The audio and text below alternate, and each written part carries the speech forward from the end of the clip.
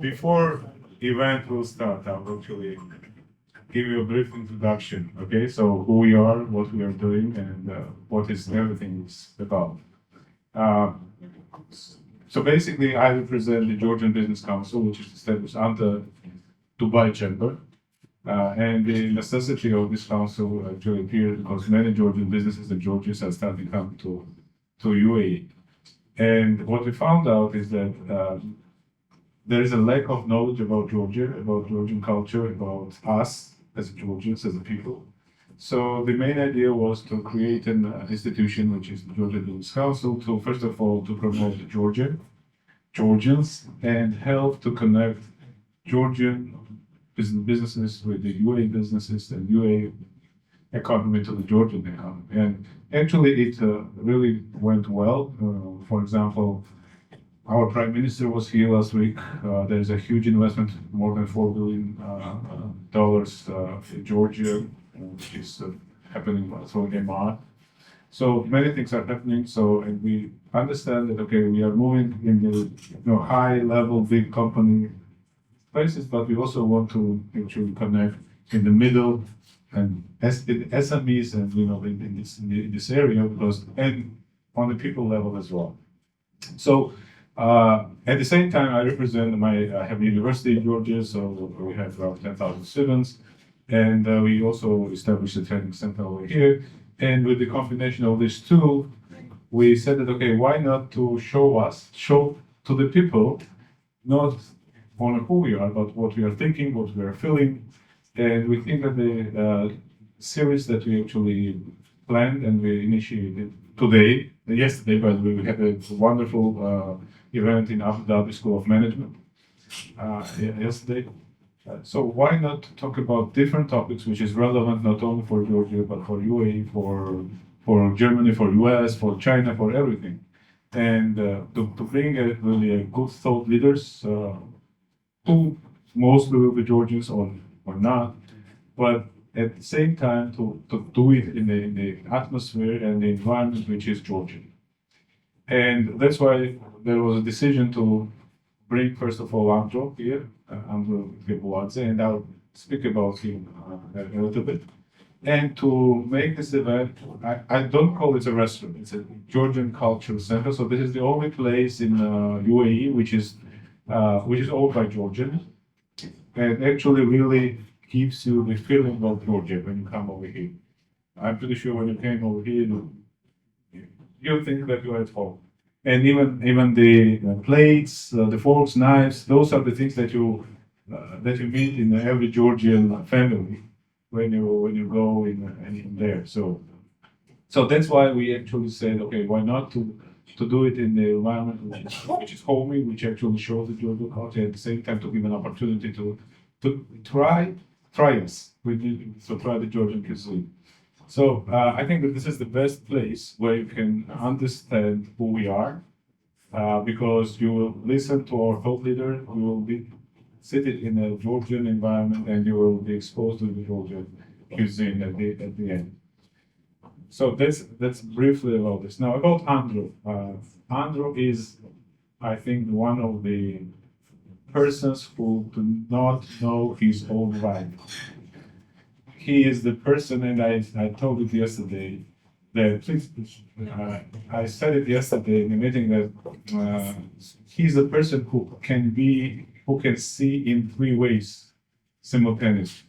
He can see in the past, he can see the future, and at the same time be in the present, which means that he can be someone who actually understands in every second what is going on.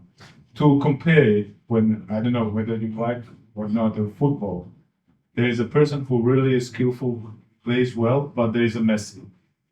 And the difference is that he understands the past, the present, what will happen on the pitch in 1 second, in 2 seconds, and it is at the same time at that place.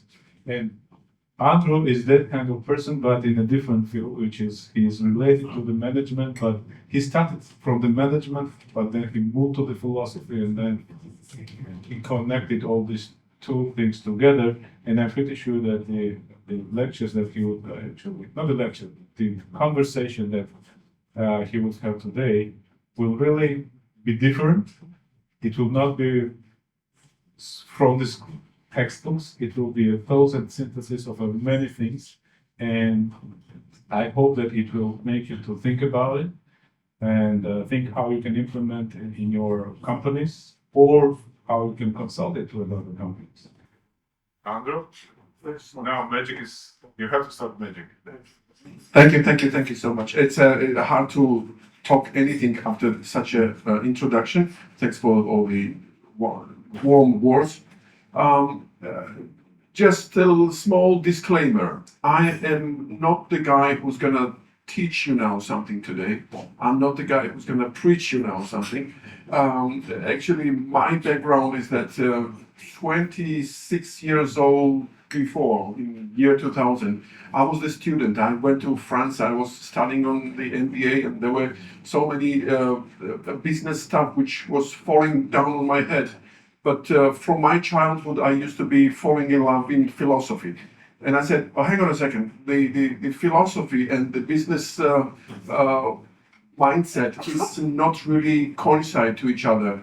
So I had really a lot of questions inside me. I was the rebel guy in the classroom, and I was always shouting that, no, that's not the way.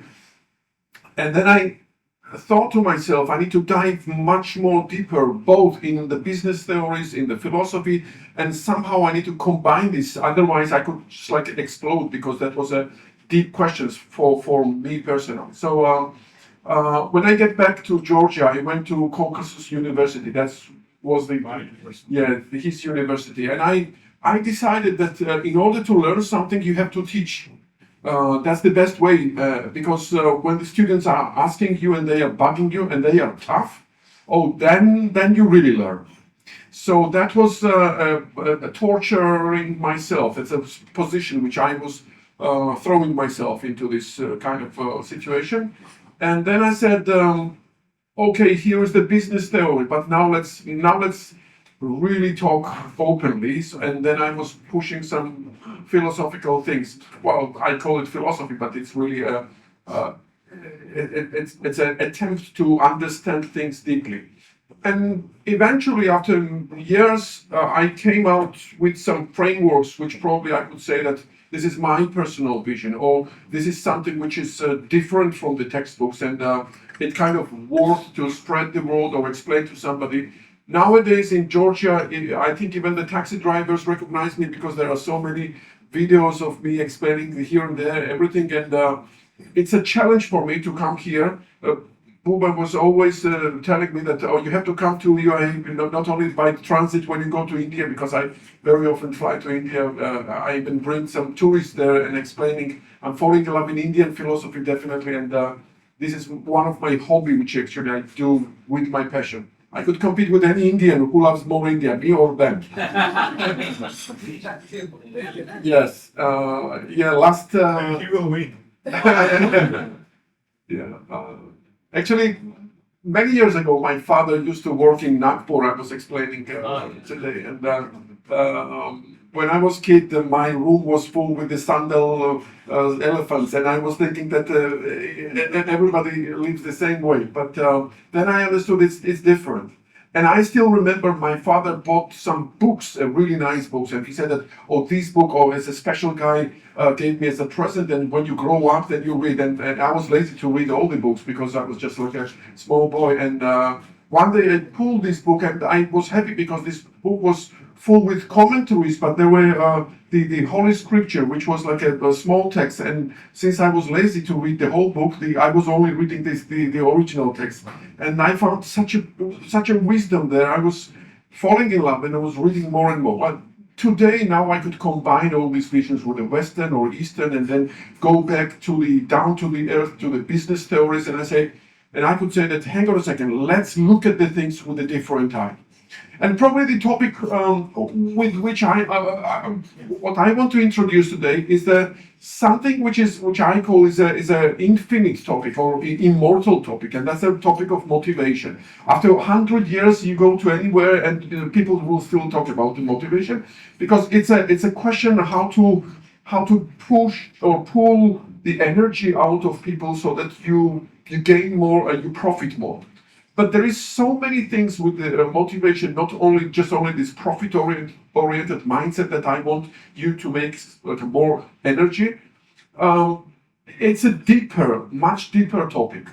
Back in Georgia, recently, some big companies, big banks, they were telling me that, you know what's the problem? The big problem here is that we, the old generation, we don't even know how to talk with the new generation.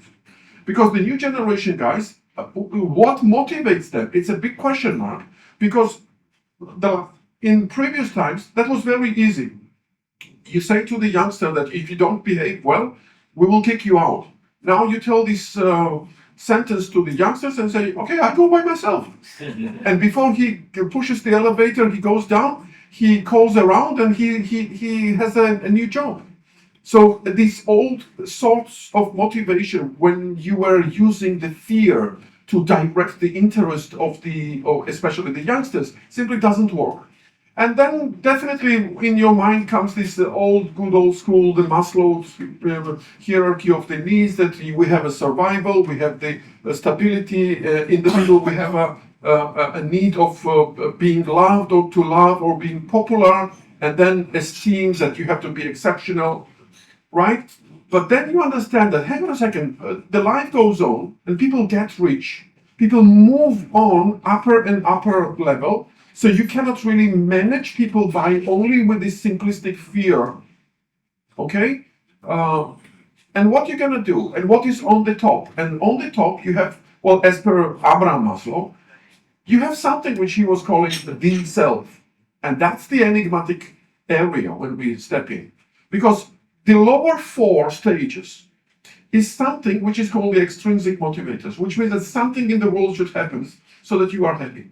Okay, it should be stable, it should be survived, you have to be popular, you have to be exceptional, appreciated. But that is something really catchy thing which goes on. I'm talking about the switch from the level 4 to level 5, when the selfless is starting. And I still remember back in 20 years ago, I used to work for the oil company, and my boss, he was a really rich guy. He was an Englishman, was coming to Georgia, and one day we were sitting on the soup around the table, we were like feasting, and this guy said, "Oh, Andrew, I'm coming now from London, and in Heathrow Airport, I saw your idol, your iconic guy." And he said, "Who's that?" He said, "Ronnie O'Sullivan. Ronnie O'Sullivan used to be and he's a master of the snooker. He plays the billiard. He's a sportsman." And he said, in those days he was like a rising star. And I said, "Oh my God, how comes?" And this guy was explaining the people around who was Ronnie O'Sullivan. And at the end he said something very strange thing. He said, "You know what? I was looking at this guy in the airport, and it's a strange feeling which I had." He said, "I have, but he is." And he was comparing the money that he has. He was a rich guy. Ronnie O'Sullivan was a young man who was a rising star. And basically he explained that I could pay everything which I have, but I cannot really buy the talent. So he is, I have, but which matters more? So it's definitely, you know what I'm saying? And that was a kickoff for me that, oh my God, after having and after being powerful and after being like a really special, significant, there is a one more level up, which means that you know in front of yourself that you are not that great.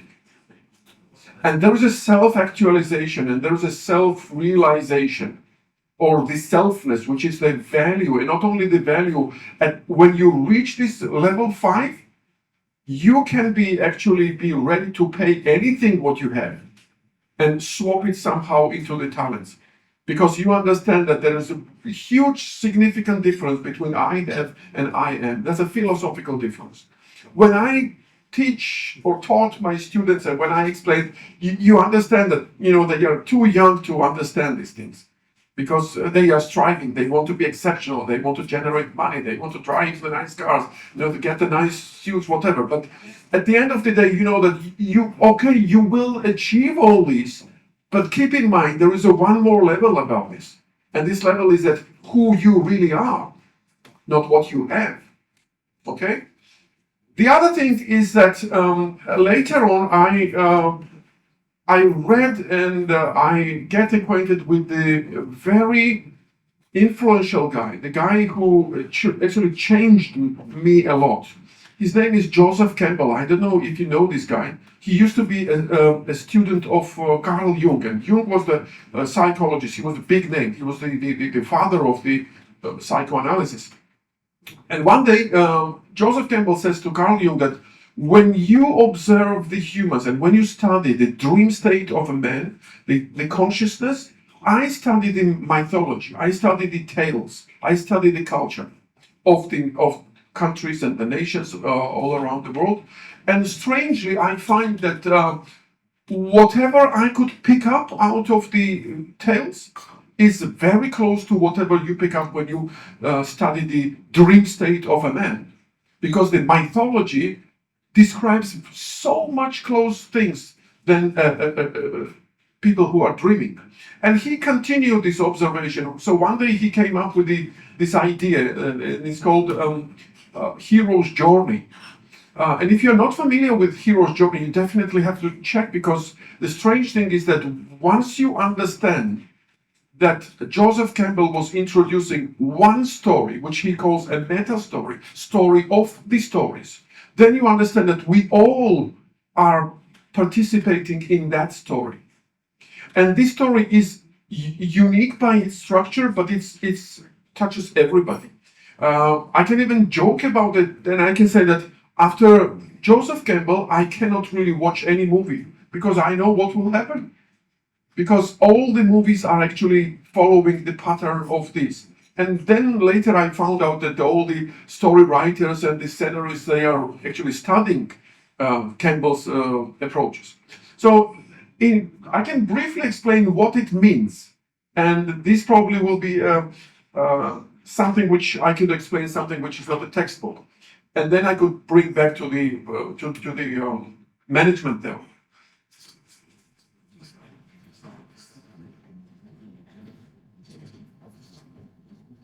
This is a brief structure. This is a hero. So basically that is you. And this guy simply has one problem. He cannot understand himself. Sounds familiar? So he's just a human being. And he lives in the village. The village is the word which explains everyday life. Life where every single day is just like the other day. In Indian philosophy, we can say it's a samsara. You know, everything turns ups and down, and same and the same and the same. Nothing moves, nothing evolves, nothing gets more advanced. Everything is the same. It's a complete stability, but it's a village. Everybody is happy, nobody is starving, but nothing is getting more advanced. So that's the first level. Okay, and I'm going to say it's a village. And now you can think of yourself any movie which starts with the hero sitting in his own flat or in the village or somewhere where everything is the same, and just like a life is very ordinary. So something should happen now.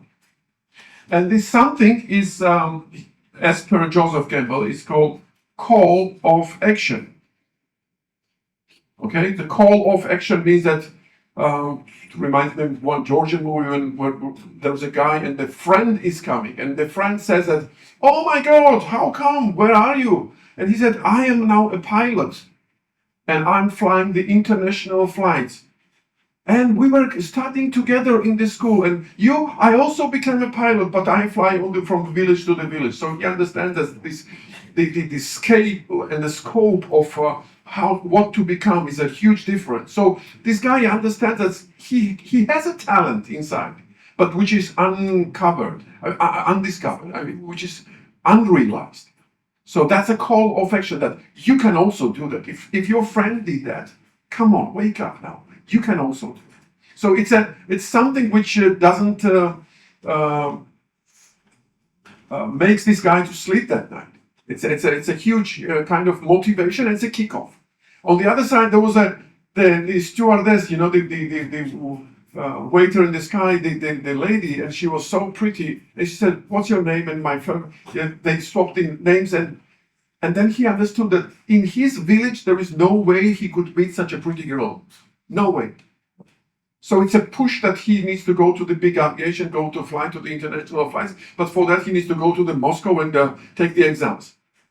Okay, so that's a kind of motivation thing. The next thing which Campbell will say now is that it's a refusal. And refusal means that the whole village will come to you and will say, "Oh, come on, don't start now. Don't tell me that now you are a hero.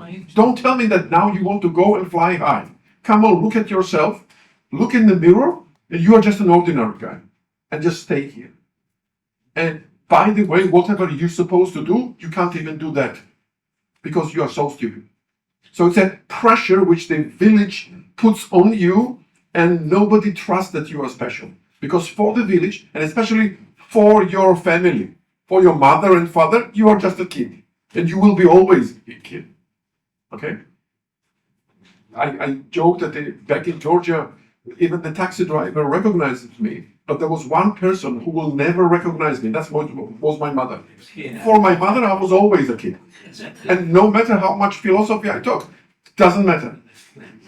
Yeah, exactly. So the next step for the Campbell in this framework is a meeting with the old wise. That's how he rephrases it. So wise. So it's an old man, old sage, sitting somewhere in the mountains. He knows everything, but he's standalone. He's a guy who is not among the village. Nobody understands him. Everybody understands that he's a kind of strange guy. And suddenly, this man calls our hero, and he said, "You are not like everybody. You are kind of special. But this specialness in you is in potential, not in kinetic. So you need to realize this, and I can help you with that. What I cannot do, I cannot really live your life. But what I can do, I can direct you. I can give you some keys, I can give you some compass, I can give you a letter, and you move, you simply go ahead out of the village. And you need to go some strange country, strange place, transcendental world. That's the terminology that Campbell is using. And in this world, you have to deconstruct yourself and reconstruct yourself from bottoms up. Why? Because yourself should be reborn. And it's a tough stuff. It's only heroes can do that.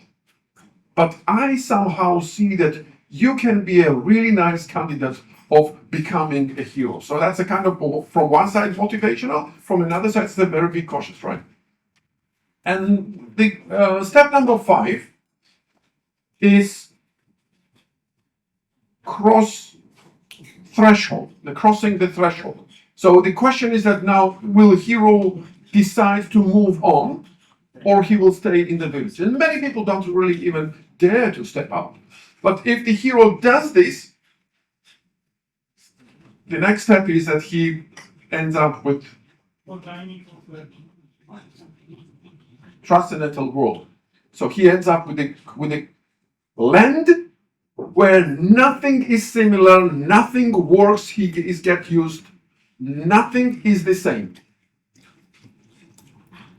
In this movie, for the Georgian guy, he moves to Moscow, and the first acquaintance is that he gets the taxi, and at the end of traveling, he gives the money, and he said that I don't need the change, and the taxi driver said that no, this money is not enough. So it's a complete misunderstanding of the distance. Very common in UAE. Yeah, it's common in the UAE. Yeah.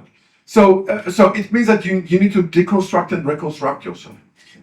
And suddenly, in this strange world, there will appear some people who will help you. Why? Nobody knows. Just strangers will just help you. But there will be also some guys who will be against you, who will be anti you, who will be completely different than you. Why? Because the whole divine structure of this journey is that you have to meet with your anti-self. because only when you meet the different, then you understand yourself. If all your life you meet the people just like yourself, you will understand nothing. And that is a village. But if you meet somebody who is completely different, that's a chance for you to see yourself from the outside. So you definitely need somebody who is enter you. In this movie, by the way, he meets the Armenian guy. So the Georgians and Armenians, they are neighbors, but culturally we are very different. You know, the masculine culture, the feminine culture. Armenians jokes about the Georgians that you guys are always flying high. You are philosophers, but we are good sellers. You know, we know how to make this kind of economic transactions here. And for Georgians, the Armenians, they are drivers. And for Armenian, Georgians is a pilot.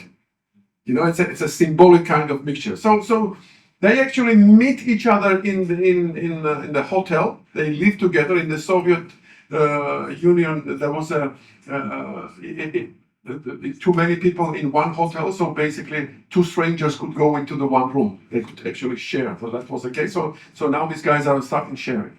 So the thing is that it's a problem is starting because conflict is starting because my character is different, your character is different. I'm Georgian, you are Arab or Indian or Guatemala, whatever. And which culture is better? Which understanding is better? Okay, and why it should be your way, not my way? Or maybe we could actually create something which is neutral. And that was actually was something which I hated so much. When I was studying, my teacher was mentioning something like corporate culture, and the idea of the corporate culture was to replace the national culture, because the national cultures are many and they are very strict. So why don't we invent the neutral culture, and it's going to be a corporate culture? And I was the guy in the class who said that, excuse me, I hate it. Why? Because it sounds for me like Esperanto. Esperanto is the artificial language which people try to invent. Esperanto sounds like half German, half English, half Spanish, half whatever. But at the end of the day, nobody studied Esperanto. Why? Because it's too artificial. And me as a Georgian, I come from the tiny country, small, tiny country, which speaks and writes our own language. So as a Georgian, you definitely need to speak other languages. You need to speak Russian, you need to speak English, and probably even some more languages if you want to kind of stand up in your life. And I say, I don't care if I study English or German or French or, you know. And hang on a second, there is a big philosophical misconception, because you guys are teaching me tolerance. And I have a feeling that the tolerance is not enough. Tolerance simply means that I don't care who you are, but I do care who you are. Moreover, I even want to learn how you think. And I want to understand you. Not only to resist you, but understand you. And I was shocked what sort of answer I got that time. They said to me, yes, Andrew, you are a nice guy. It's very good from you that you have an interest in the world and the differences. But you know what? In the realm of the management, you cannot really manage 8,000 people with this approach because it's too many. And I said, hang on a second. If I would have a culture of understanding the others, not resisting. I hate the word. It's very American word. It said whatever. So you explain me something, I don't understand, I don't get, but I don't care. So I said, yeah, whatever. And it sounds so insulting. Come on, whatever. Let me understand. I may disagree with you, but first let me understand and let me explain to you. And then let's make the discussion and let's fight. But at least we understand. So deep in my soul, I know one thing, that if I understand somebody, I cannot kill them. I cannot argue. I cannot fight with them. Why? Because I already understood. And I asked myself, hang on a second, what if I take something which is not out of my culture? Can I understand the different culture? Let's say, can I understand Indian music? It doesn't sound like Georgian, so I'm Georgian, therefore I should only understand the Georgian. But understanding Indian, it doesn't really mean that I don't care if they play Indian music here. No. Can I be able to distinguish what is good Indian music and bad Indian music? Thanks God, now I can even recognize Hariprasad Chaurasya when he plays Bansuri. Because he is a master of the masters. And it took me a while to understand. But the strange thing is that even though I'm Georgian, if I go deep in myself, if I understand myself, then I can wake up and I can say, oh my God, I understand the culture of the others as well. Because they dive into the same realm. And the structure and the philosophy which came to my mind was that, hang on a second, I think that deep inside myself, we are the same. So definitely I bring now the Indian philosopher, one of my favorites. I even went to his grave in Tiruvannamalai. And his name is Ramana Maharshi. And somebody asked Ramana Maharshi how to love the others. And he said, there is no other. And I said, oh my God, this guy knows. And he knows what he's thinking. There is no other means that my essence and your essence is the same. Of course, your form is different, my form is different. Your singing is different, my singing is different. Your cuisine is different, my cuisine is different. But in the depth of myself, if I don't lie to myself, then I am you. And in Indian culture, they say Tattvamasi, right? I feel so much at home because I explain the Indians and Indian philosophy. Strange. But I'm not really much a big scholar in Islam culture, but recently I dived into the Sufis.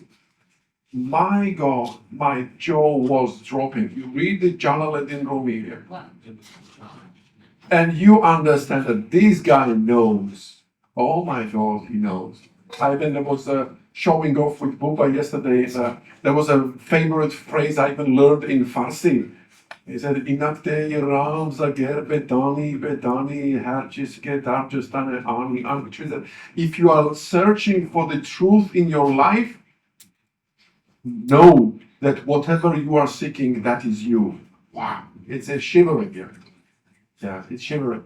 And then you realize that, oh my God, these big sages, they talk the same. And all they talk is stop the time and understand yourself first.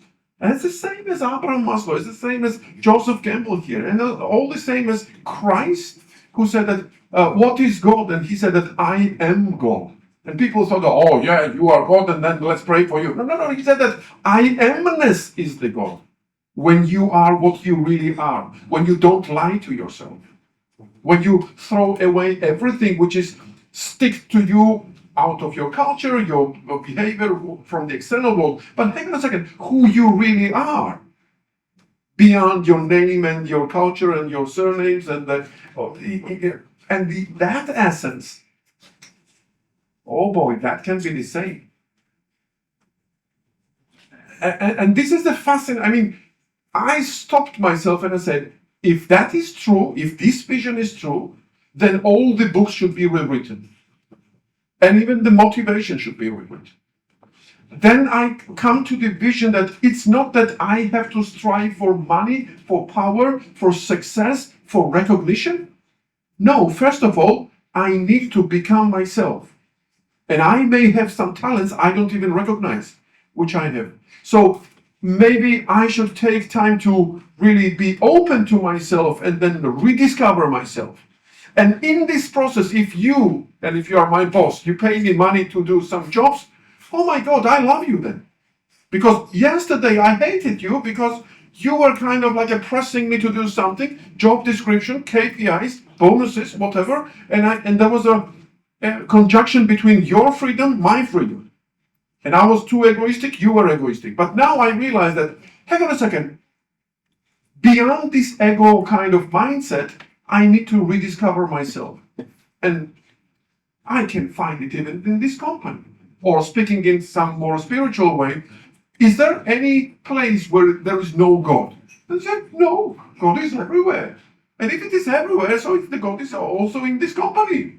So I will rediscover now the God in this company. So I need to tell you another story now with me. I bring people in India.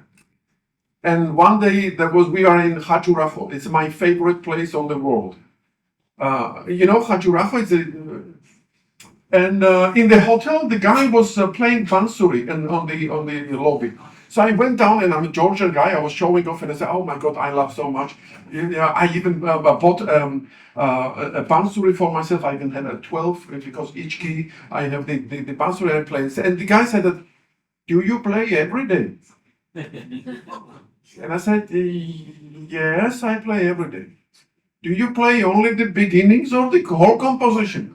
And I said, no, I try to, some compositions I play till it. And then suddenly he said, "Then you are yoga."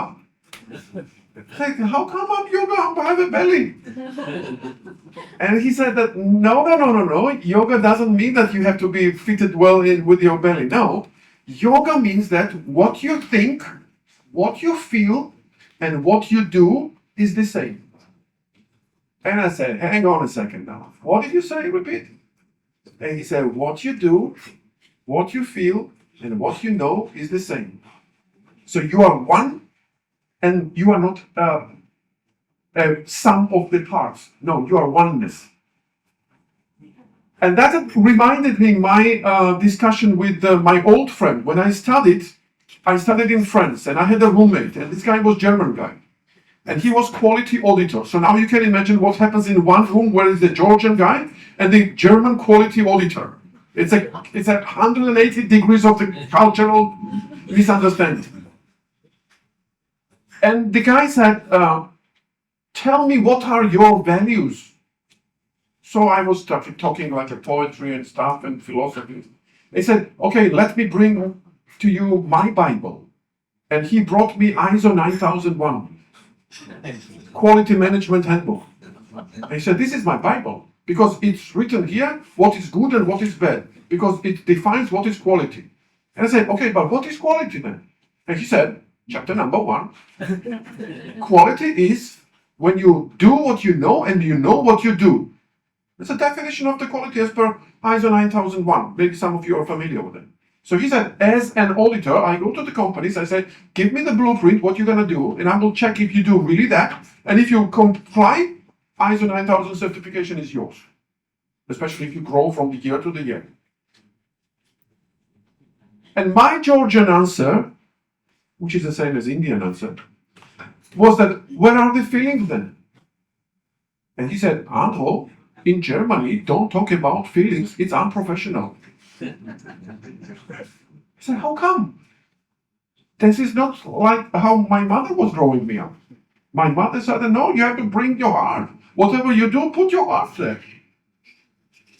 And he said, "No, it should be standard. And the standard doesn't know the feelings. Heart is not for us.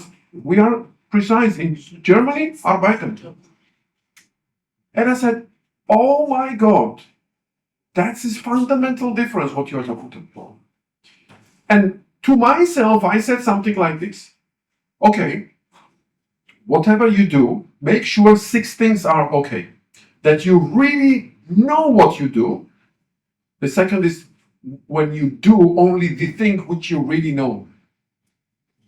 Third thing is that whatever you know, you need to feel, which means you need to understand. Knowing of the theorem of Pythagoras is not enough. You need to understand. You need to assume that Pythagoras was wrong, take a pen and paper, reconstruct everything, and make sure you understand why he was right. Otherwise, don't agree with him." Which means that whatever you feel, you need to understand why it feels good. Actually, one day I came to a flute master in India and I said, "If I listen Hari Prasad Chauras, I could repeat every single note he makes. But when I play, it's shit. When he plays, it's divine. What do I miss?" And my teacher said that I didn't go that far. But I will ask my teacher, my guru. And because the question was that if you feel the beauty, it's not enough. You need to understand how the beauty is working. And then you are okay. And the last 2 things is that whenever and whatever you do it with the heart. And when you do it, you need to feel how you do it. And once these 6 things you do, and you comply with these 6 rules, then you are good. And that really changed me. That really touched me. That is really the self-motivation. I talked even with my friend Buba. I said, if I teach a lecture, I don't really teach whatever I was reading in the book. I teach whatever I really feel, really do, and really I am. And then the strange thing comes. Then this thing comes that whatever you do, you don't get tired. Because you don't do, you are. So at the end of the day, people pay you money not because of your job, no, because that you are. And the strange thing is that you cannot really stop. If you ask me, Andro, don't talk, I will talk anyway. Because I cannot really do otherwise, because that's who I am. And this is the essence of the motivation at the end of the day. But let me continue this. You need to understand this. Step number 7 here is called cave. And the cave is a closed space where you enter there and your enemy goes in as well. And you have to resist him until you change, until you reach the whole metamorphosis. In Greek mythology, there's a Theseus who enters into the cave, and there's a Minotaur, and he smashes his face, whatever, but he needs to resist, he needs to win this game. And to win the beast, you need to be clever. And this cleverness of the test in Greek mythology is that you need to go through the labyrinth. And labyrinth means that it's a whole trickiness. And if you want to enter into the labyrinth and come out, so many people enter there, nobody came out. But if you really want to make sure, you need to take a thread. And this thread is that don't forget who you are. Then you will come out of the labyrinth. Otherwise, you will lose yourself. You understand? You're with me here. So I can call it, this heart is this thread. And don't lose this thread. Okay? So that's the cave. And after the cave, what happens? I have a red marker here. It's a death and a rebirth. And it's Joseph Campbell, it's not me. Death and rebirth means that my past Andro is dead now, and I'm reborn now. Because now I sculpt myself by my conscious understanding. It's not the reaction or the inertia of my family, of my village. No, I am now the man and the human being scratched from the zero. And I'm above my culture, above my village. Okay? And this is a conscious understanding. After this, I'm conscious. Before, I was copy-paste. That's a very important thing. Well, if I bring you back to the corporate world, I can say that, what do you want? Do you want your employees just to behave and obey you? Or do you want them to understand? And the quick answer is that, oh my God, there are so many. If they obey, I'm fine with that. As long as I can tick mark and the job is done. But for the long run, you understand that you cannot really go far with this approach. So you better grow them up as if they are your own child. And to grow them up, because how you treat your kids? You don't really talk to them like with the KPIs. Okay? At a certain level, yeah, you can say, if you get the good marks in the school, I will buy you the bicycle. You can say so, but at the end of the day, you worry not about their marks, but you worry that they think and they are moral inside, so they're growing up as a healthy and wise people. And you understand that this wisdom doesn't come by the books or by explanation. No, they have to go through the hell. And if they resist the temptation, then they are good people. So somehow it's an understanding that you need to go through this hell. You need to go through the death and rebirth. And in this room, you are alone. Not your father, not your mother can help. You are goddamn alone there. Okay? But once the hero passes this point, then a strange thing happens, and as per Joseph Campbell, it's a reward here. And reward means that you didn't really expect, but now the sky is open and all the gods are coming down, and they will give you everything which you were thinking and dreaming of, even more. Why? Because you passed the most significant test of your life. You resisted the temptation. We were sending you your enemies, and you didn't really sign to the devil. You deserve everything. Even though you didn't pass the exam in the big aviation. You still deserve it. And that's the understanding that in Indian terms, I would say it's a karmic law. What goes around comes around. And the karma is not a destiny that somebody subscribes to you. No, you write this karma to yourself.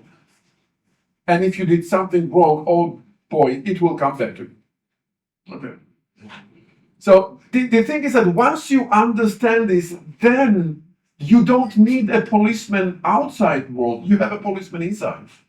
And you understand that, okay, then the whole responsibility of myself, my life, and my growing of myself is completely onto me. So I will say in an Indian way, if you want to be happy, just be happy. Which means that it is up to completely to you. And do not beg for the happiness.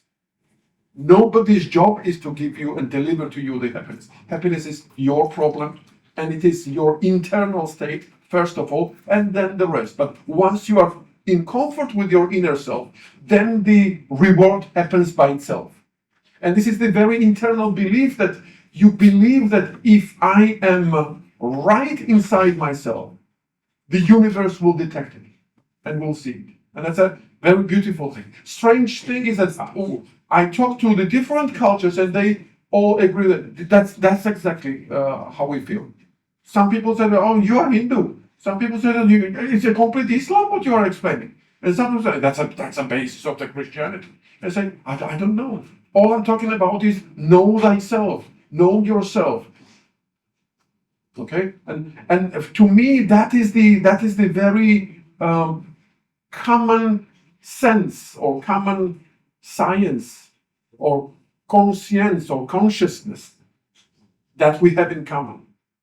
And if that vision is true, I tell you that then the books have to be rewritten. And then we have to treat the people around us in the corporate world completely differently. And we'll come back to that a bit later. The next step, just to finish the Joseph Campbell, is that it's a way back. So when the hero goes back to the village, and eventually he becomes another sage in the village because the old man has died. So now he replaces. Nobody understands him in this village, but he knows that he is right.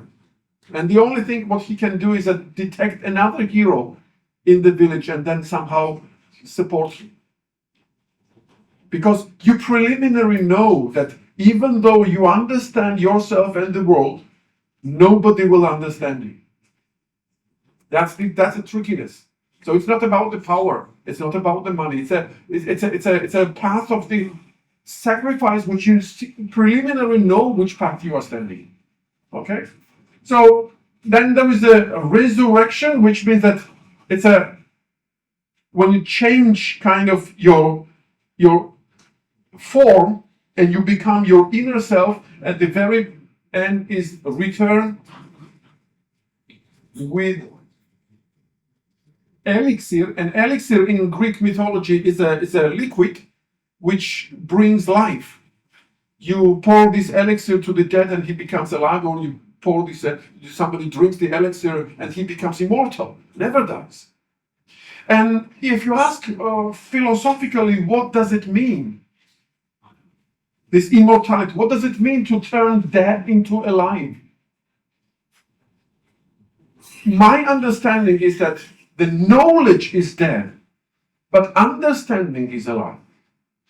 If you understand something, it is alive, because you can explain to somebody else, because you can shout out from your own perspective. It's the same as me coming back from France and I said that, okay, I got the knowledge in France, but this knowledge is dead to me because I don't understand. And if you want to understand, explain to somebody else.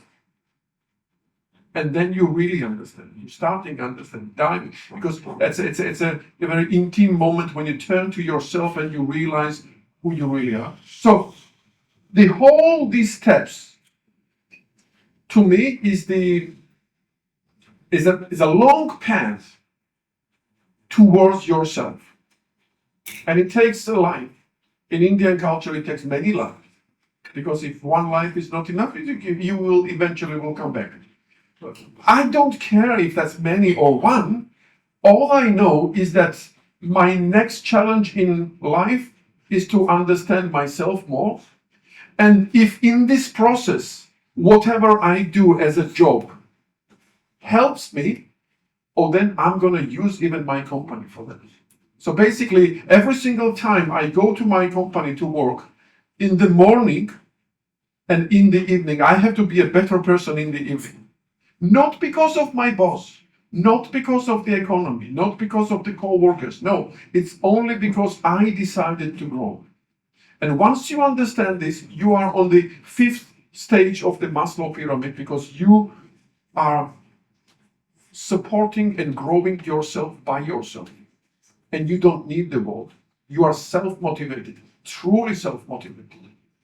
Okay? And that's a very important. Once you achieve this level, then you don't have a boss at all in your life. You are free, completely free. And it's hard to understand, especially for the youngsters, to my students who I used to explain that, that's the way, because they even yesterday, our friends, he said, come on, if the essence of the passion is dissolvement of the passion, then why to live? I said, you don't understand what I mean. Because thriving for the passion is illusion. You need to understand that whatever you gain as a product of your passion will disappear next day. So tell me, what is that something which you achieve and never goes away? And I can tell you what is that. That is understanding. If you understand once, you cannot forget. That's immortal.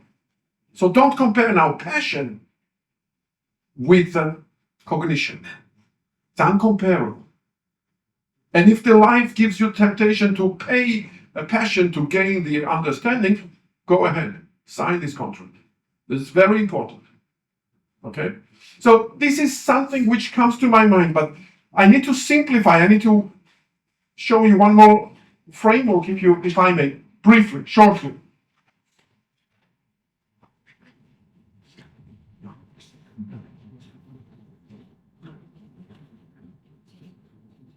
If the hero starts the journey from here to here, let me split into 3 parts, and that will be a more simple kind of representation of this. He starts with one starting point that I can say I equals 0, and the rules equals infinity. Because when I was born, nobody asked me anything.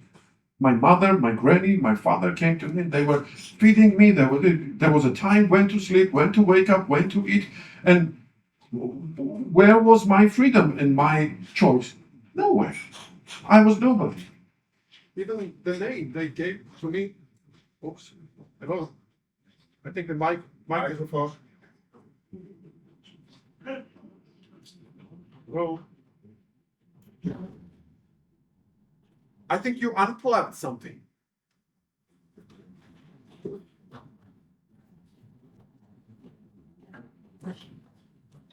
Can you hear me?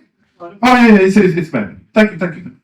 So, the first thing is that my I-ness or selfness equals to 0 because I'm newly born, and the external rules means everything. But along of my journey, when I grow up, then I kind of reveal my desires. I may dislike something, I may like something, I may refuse something, I may go forward with something, right? Maybe food, maybe something. And then my ego gets higher, and the importance of the rules comes down.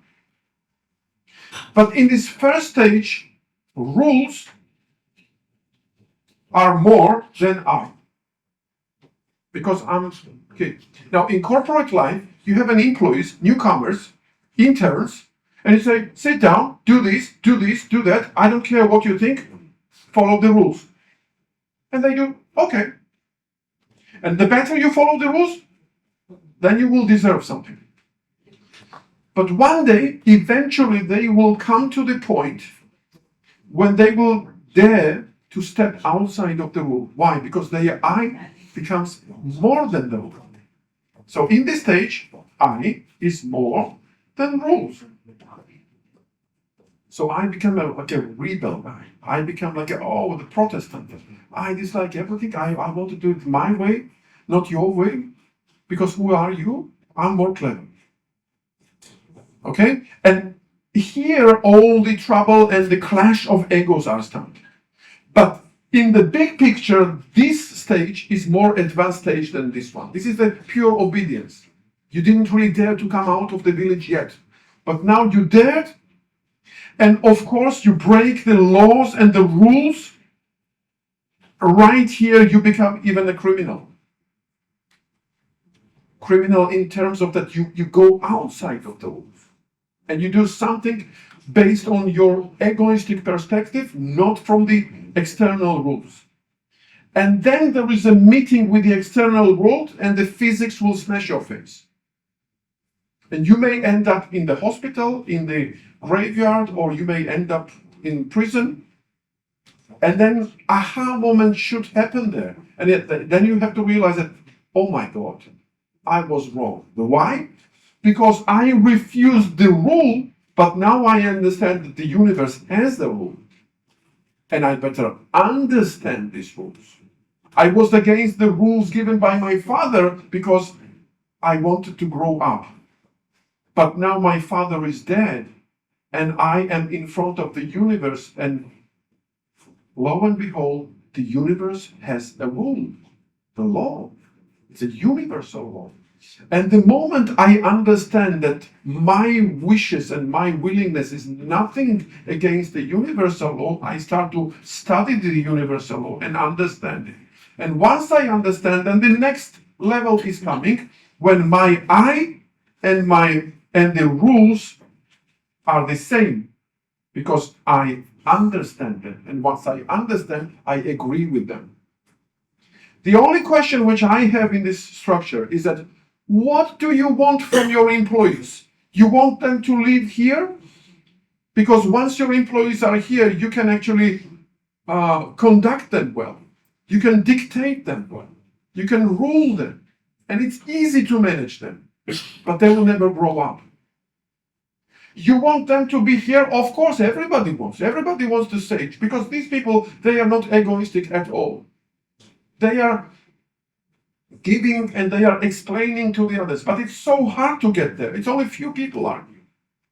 Why? Because you need to pass this hell down here. And we are afraid of it. So I would say that the good manager and the good father would say that you need to go through this. We will support until this point. Right after that, there is no way. You need to go alone. And you need to test yourself. You need to try this way, that way. You need to go beyond the rules, beyond the whatever obligations. You need to think really widely. Maybe not do it straight away, don't go to prison. But you need to check it. You need to somehow assume that Pythagoras was wrong. That is also going against the rules. But then you need to really understand. And once you understand, then you can, if you understand, then you can create. Creativity doesn't come just like, oh, let's be creative from Wednesday evening. No way. You cannot really manage this.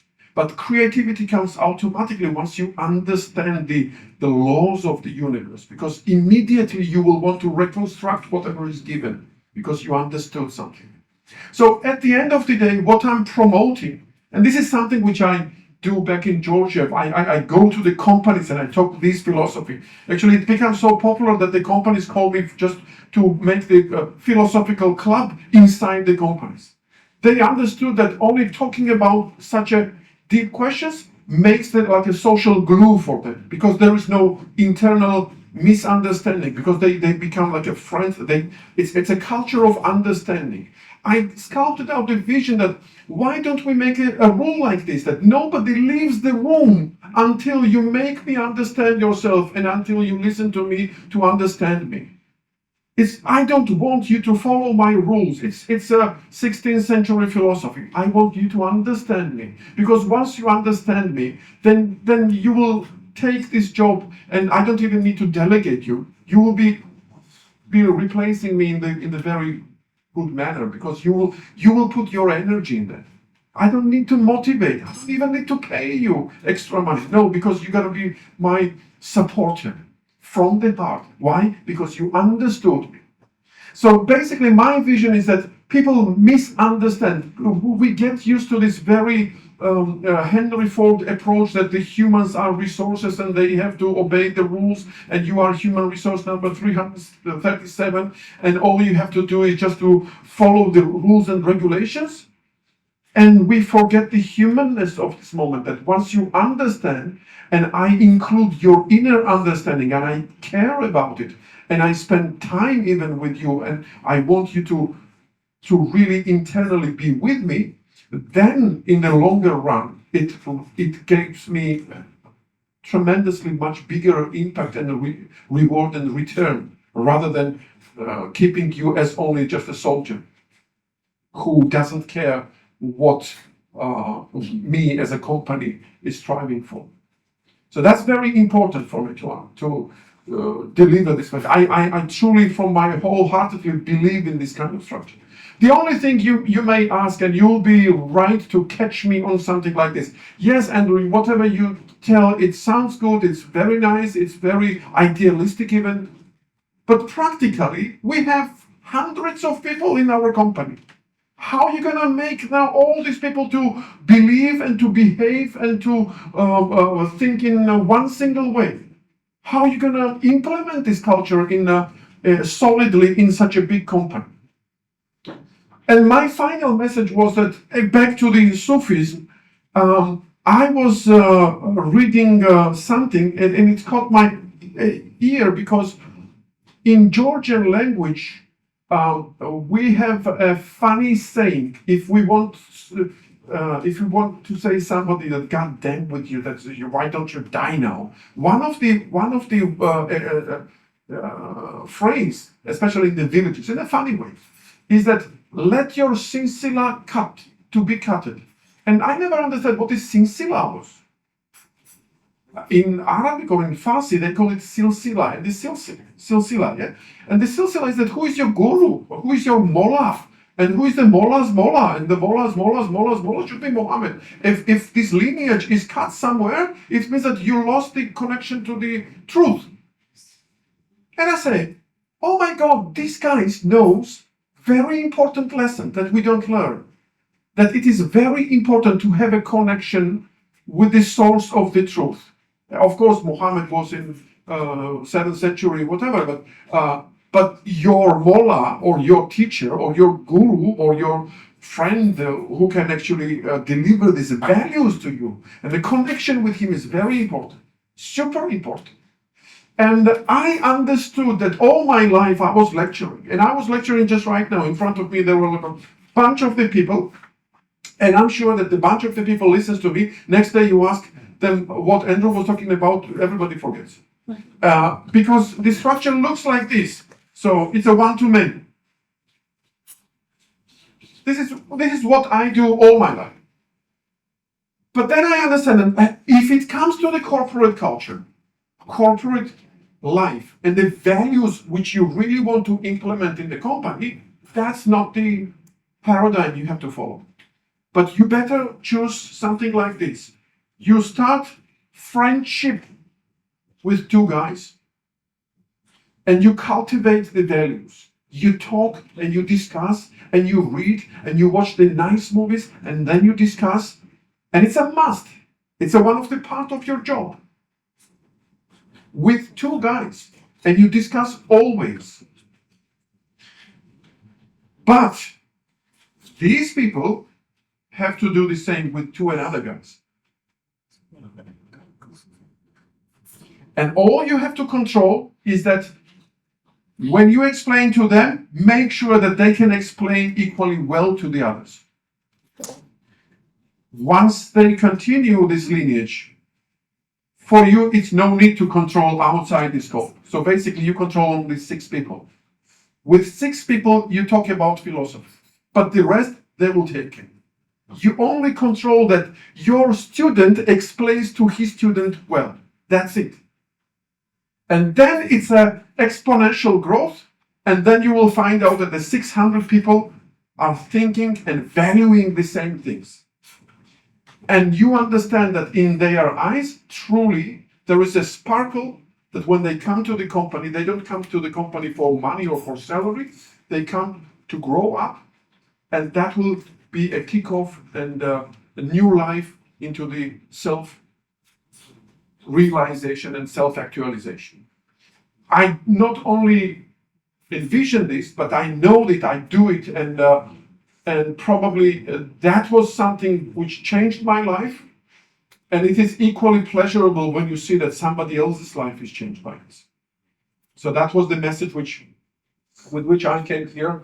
Uba said that, oh, come, we will organize a meeting with the wonderful people. That's why I'm here. That is really something which I truly believe and truly excited. And behind me there are so many big names and the sages and the philosophers. With the help of these guys, I understood this oneness. And once you understand yourself, then the old doors are open. And the old books must be rewritten. That's what I believe. I stop here now. Bombard me with these questions. Can you explain a little bit more about the feeling, doing? Feeling, doing.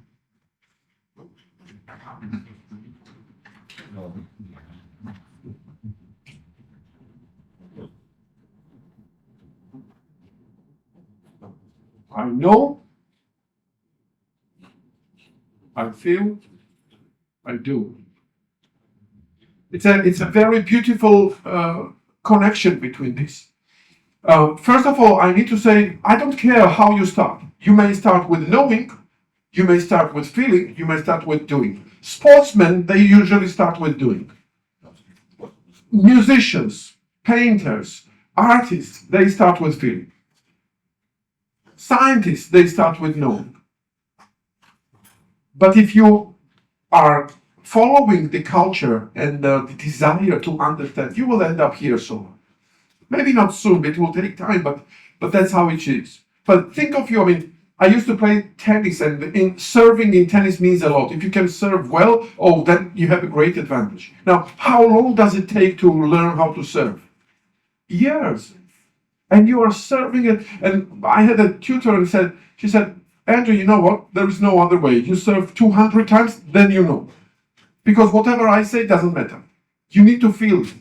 So there is something which you do many, many, many times, and then you start feeling. Because it's impossible to explain. You need to do it. Of course, I will explain. I will explain all physics of serving and spinning the ball, but at the end of the day, you have to do it. Only doing, not enough. Only feeling, not enough. Only knowing, not enough. You do all of three, and then you become messy. Uba calls me messy now, but I'm not. Yeah. I can tell you even with the Indian words. This is jnana, this is bhakti, this is karma yoga. But the essence is one. And it doesn't matter with which path you start. You end up here. Because if you are good with feelings, if you are good in music, make sure you learn programming. Algorithms, mathematics. If you are good in science, make sure to play bansuri.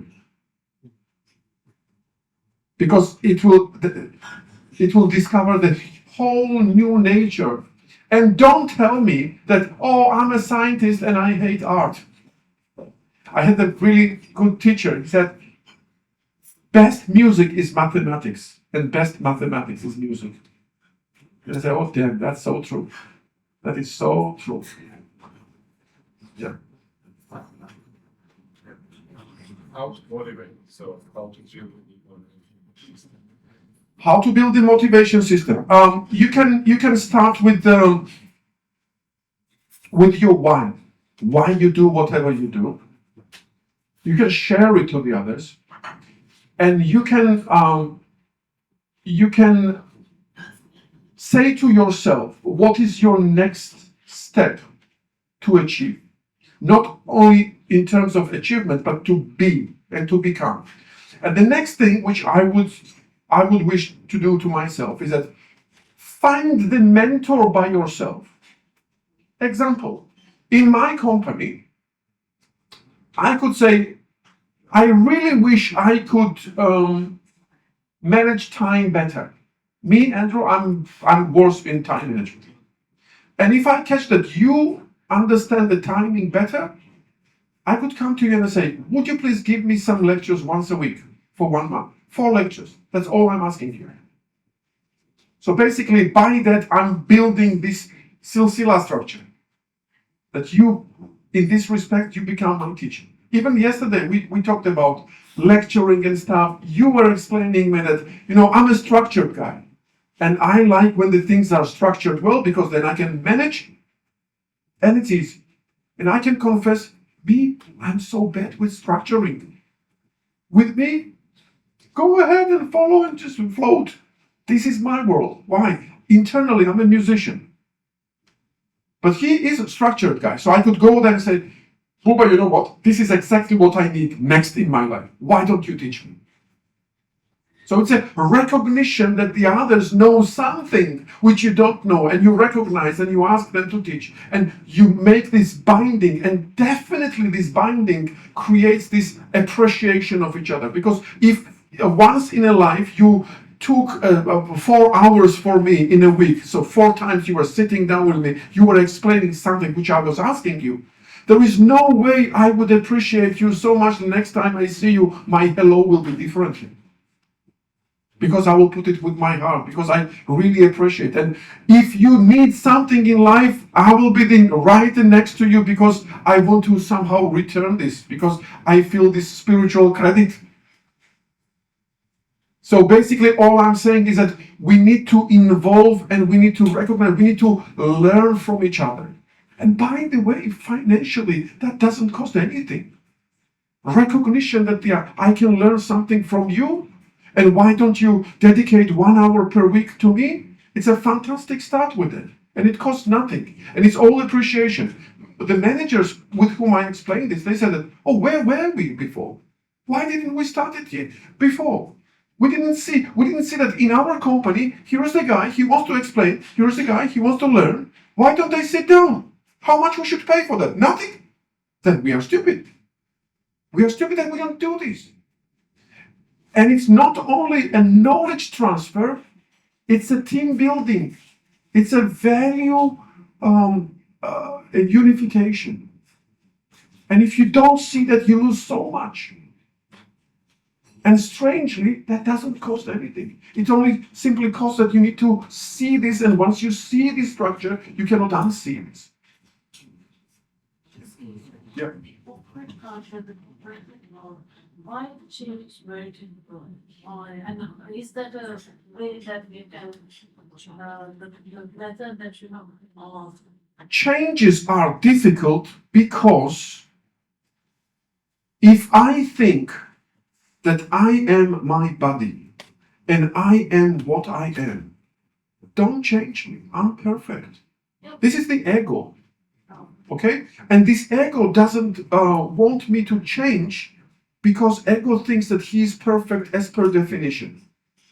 So in order so that I strive for change and I like the change, I need to see the imperfection in myself.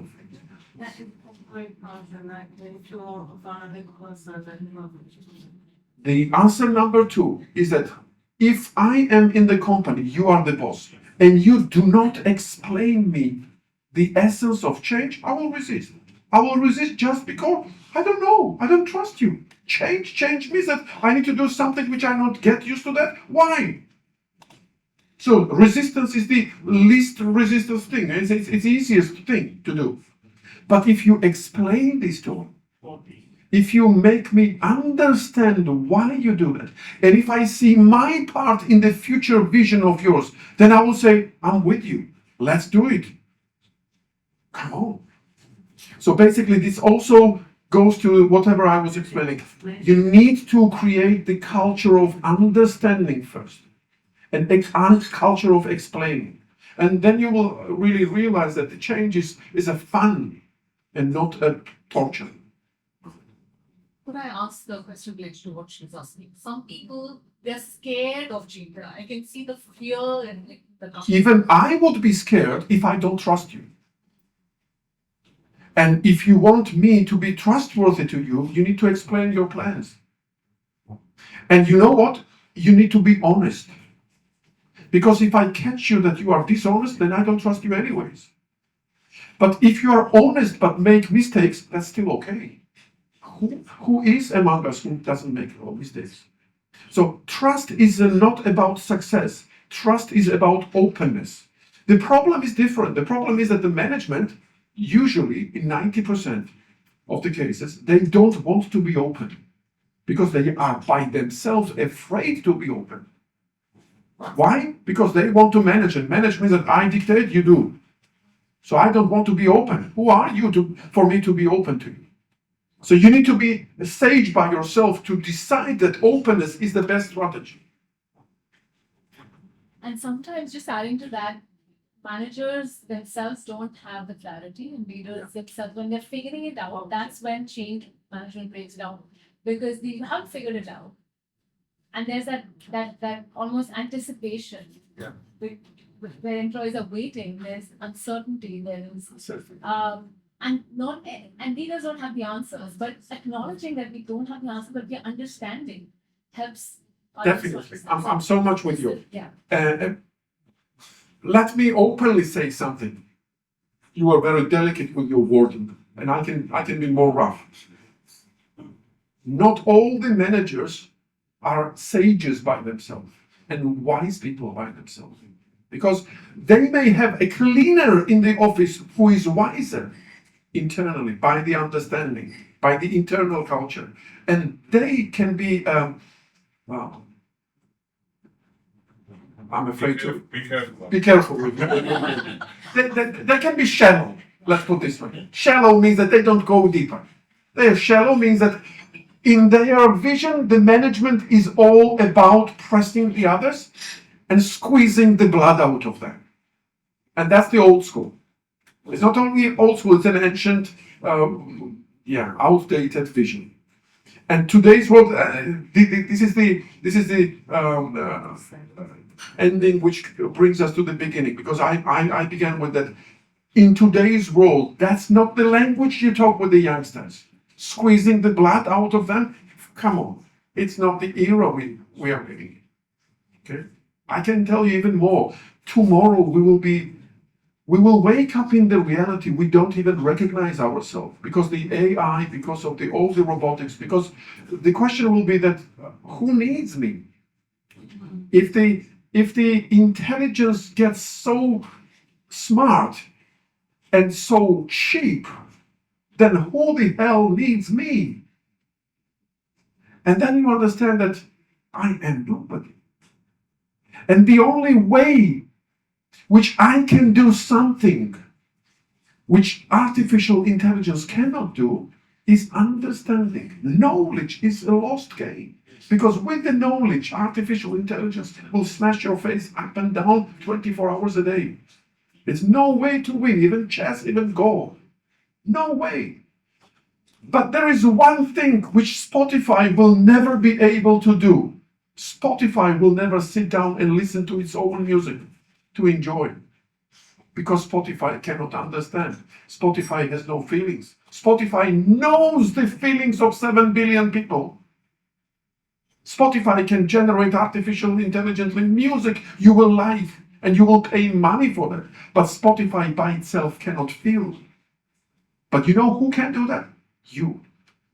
And that is where you are unreplaceable. If you can think of your function that you basically put your feeling and thinking together, and that's your product, and that what you sell, you will survive. If you only sell your knowledge, forget it. So that's why I'm promoting now this feeling, marriage between feeling and thinking, which to my understanding is understanding by itself.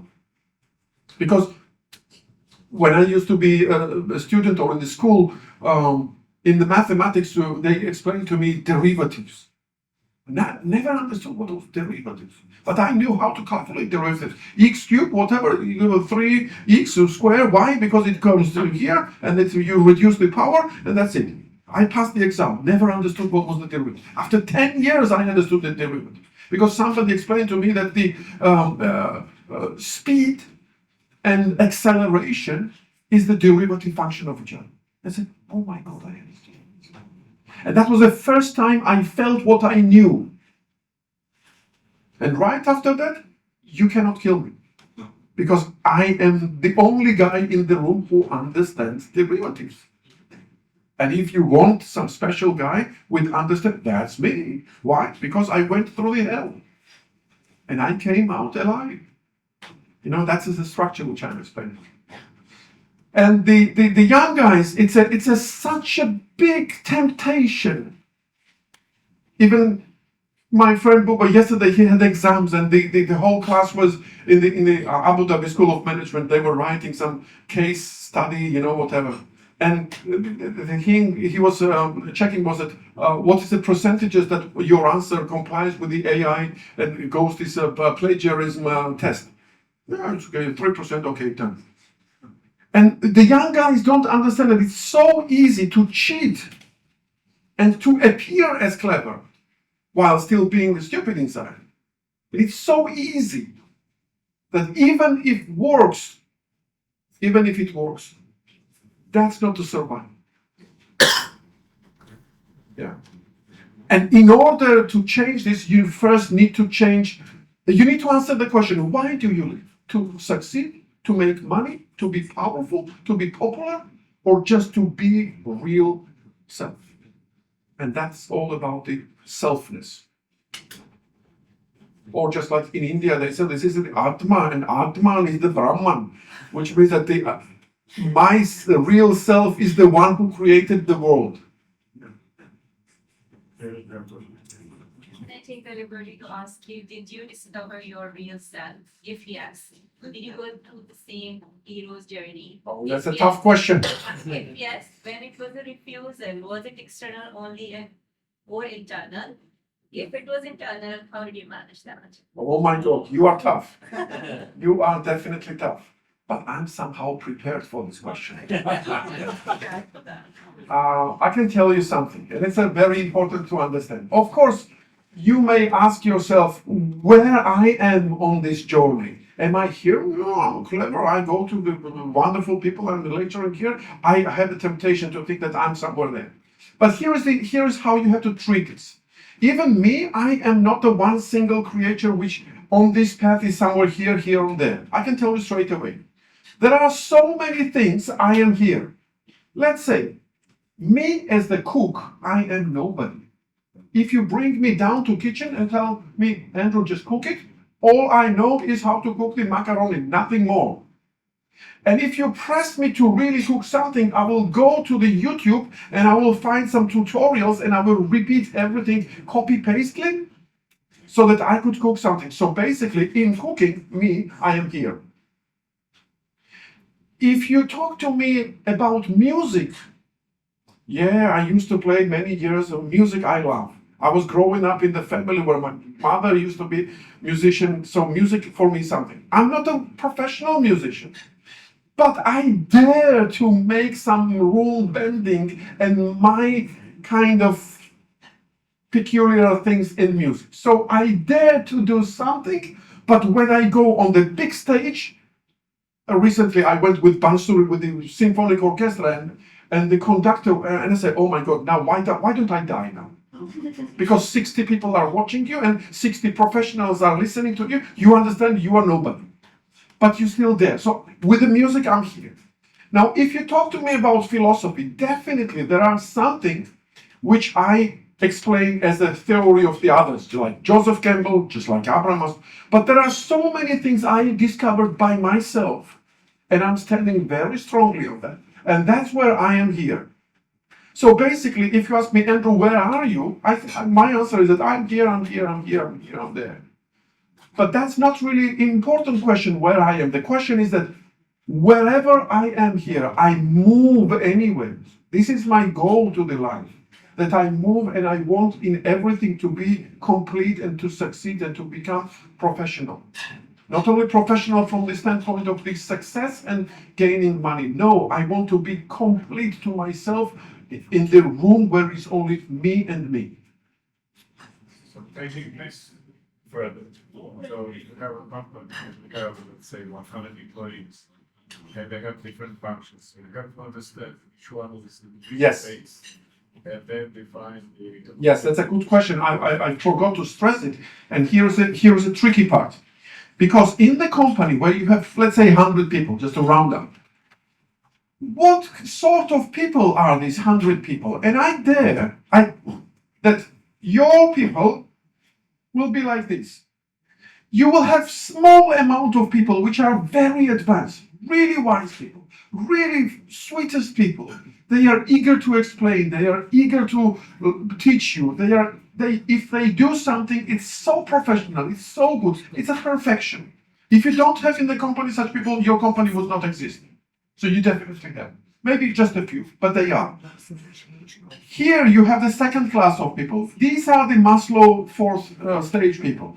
Successful managers, educated, nice certificates on the wall, everything. These people, the majority of the people, they are just like followers. You direct them, they do. Okay, but you need to explain, they need to train themselves, they need to learn, they have to become these guys, and then probably after the strong inspiration, they will come to this guy.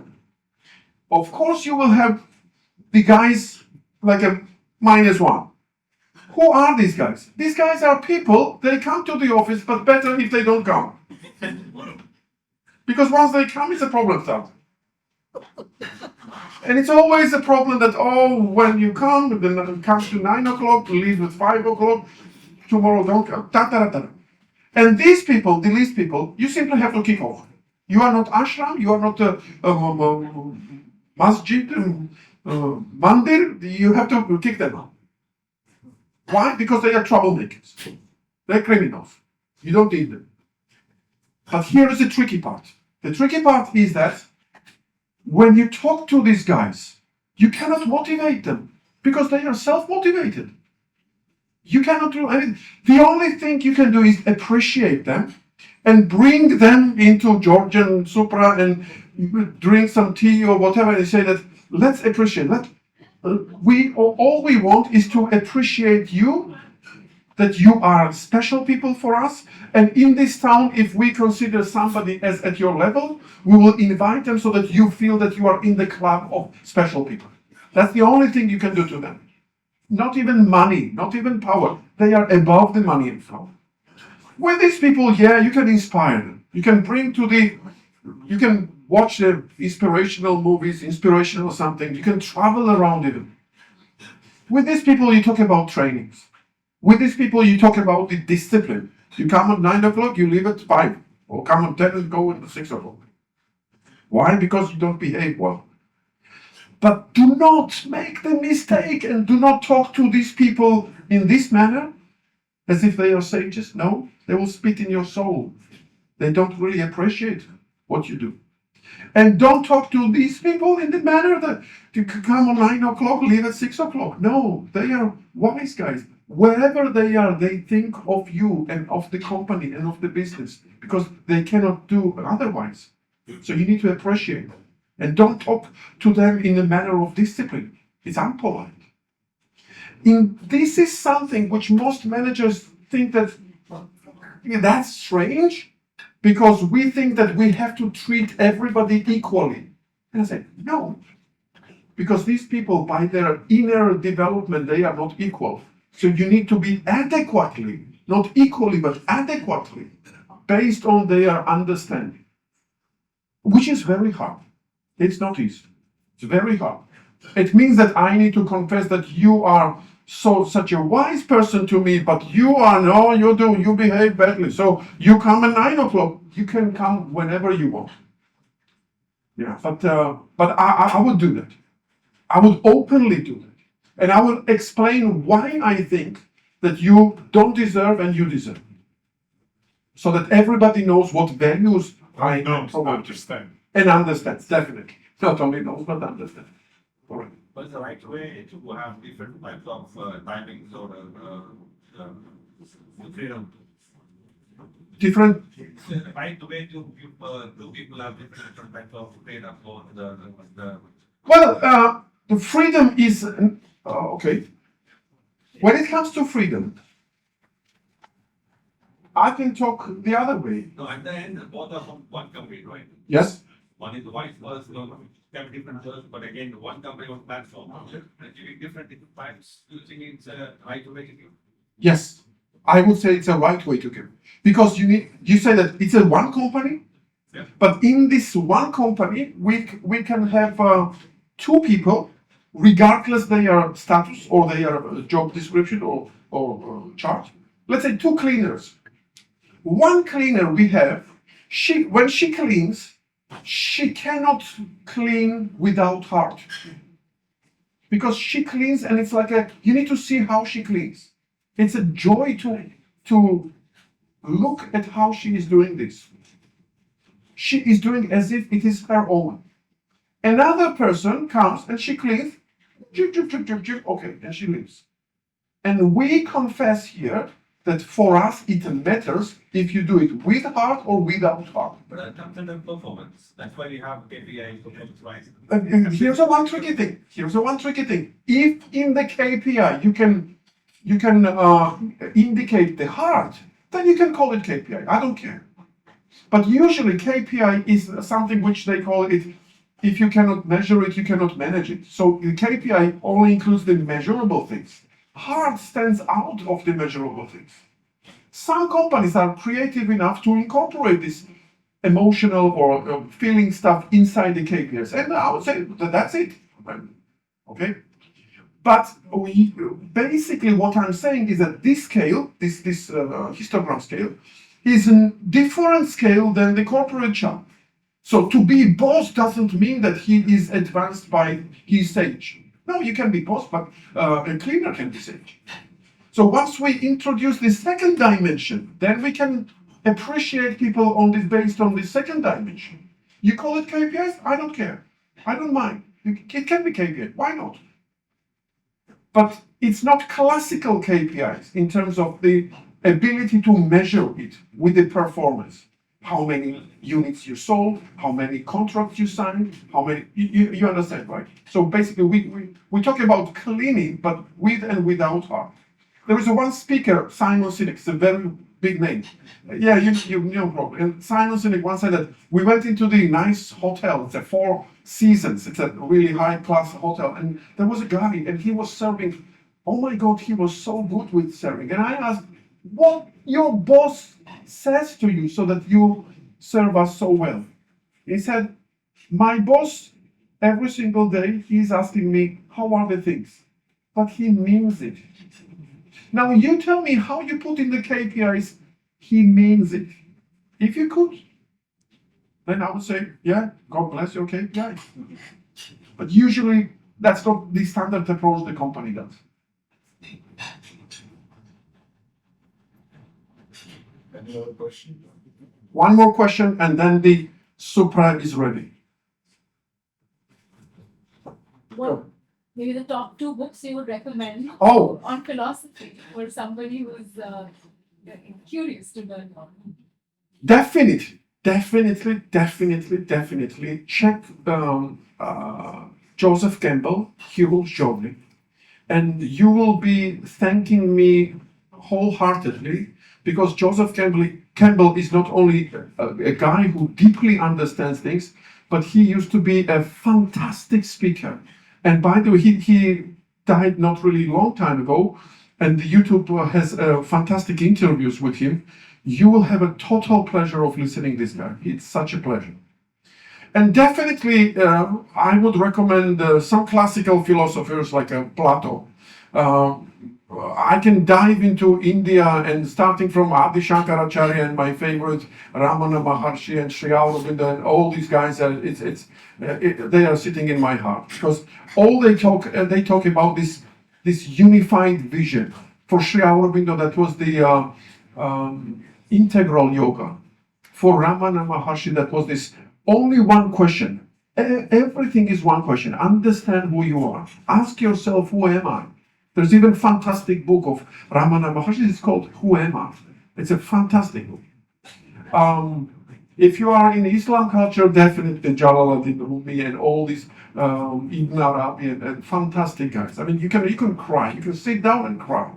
Actually, the funny thing is that there is a clash of the cultures between the old ancient Greek and Sufi culture, because the Greeks, they said that if you are not geometrist, then don't come here. It was written in the Plato's school. But the Sufis, they said that no, if you can count, it's not enough. Open your heart and devote yourself to the God. You know, and I catch myself that I'm shivering on both of them.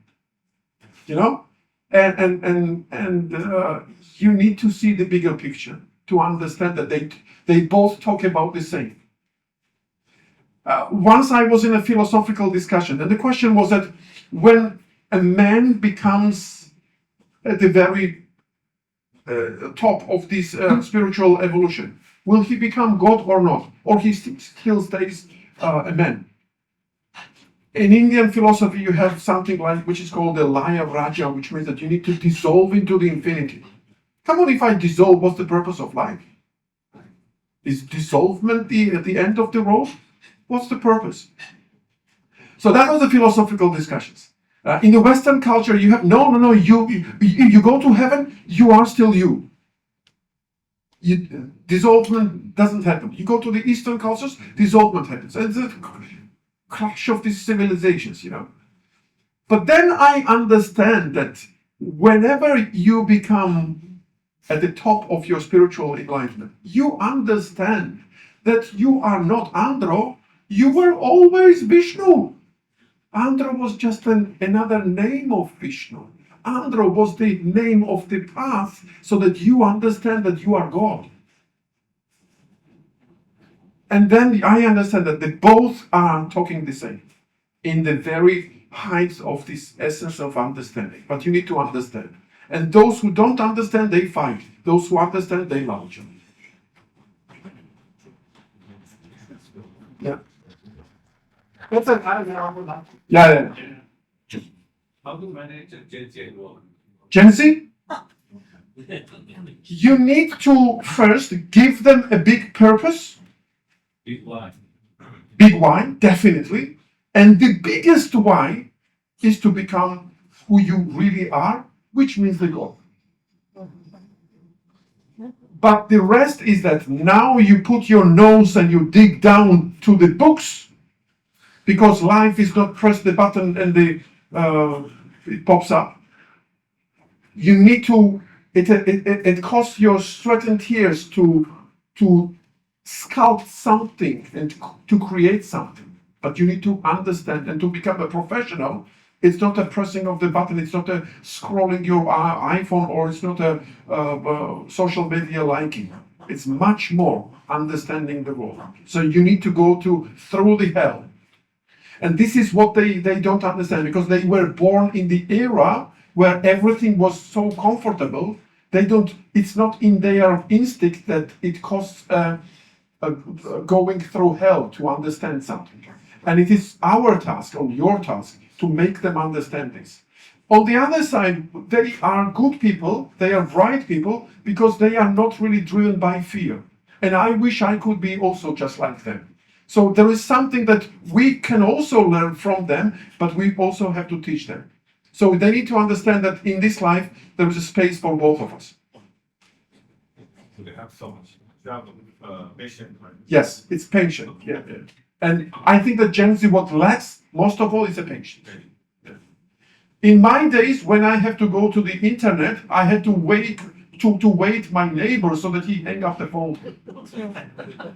And today, when the Gen Z is opening the website, if it takes 3 seconds, they cancel it. That's the problem. Thank you so much. Guys, thank you so much. It's a total pleasure for me to be here to talk to you. And your sparkling eyes is a confirmation for me that we have a very similar Atma inside. Thank you so much. Thanks. I would like to thank you. And first of all, we invited you for you to understand us. So that was the thing. You know what was Georgia, where is it, maybe, but now you are understanding us as well. So now we have a special supra we call a table, like a feast. And you will be able to try some Georgian food. I hope you will enjoy. I hope you enjoyed this speech of Andro.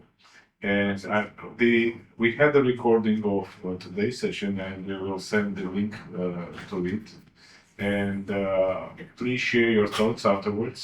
What you like, what you dislike, what are your comments, what are recommendations, and we'll work on that and we'll bring Andro again. Maybe, yeah. So it can be giving a speech, it can be in the company. So it depends on the occasion. So thank you for coming. I hope you understood us, and please feel to have a lunch with us. Okay? Thank you.